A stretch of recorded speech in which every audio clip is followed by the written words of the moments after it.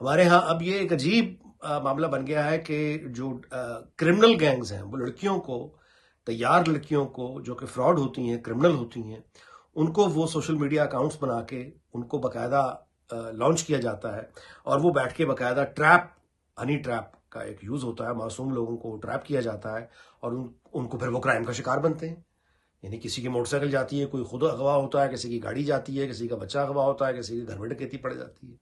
تو یہ کرائم کا ایک بہت بڑا، یعنی نیٹ سوشل میڈیا کے ذریعے جو ہوتا ہے۔ تو میں یہ سمجھتا ہوں کہ ہمیں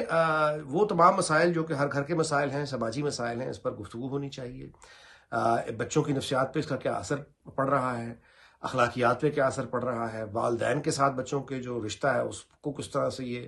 افیکٹ کر رہا ہے، ہٹ کر رہا ہے، اسکولز میں اساتذہ کے ساتھ بچوں کا جو ایک رویہ اور جو ان کا ڈسپلن ہے سوشل میڈیا وہاں پہ آ کے کیسے ہٹ کر رہا ہے۔ یعنی آپ اندازہ لگائیے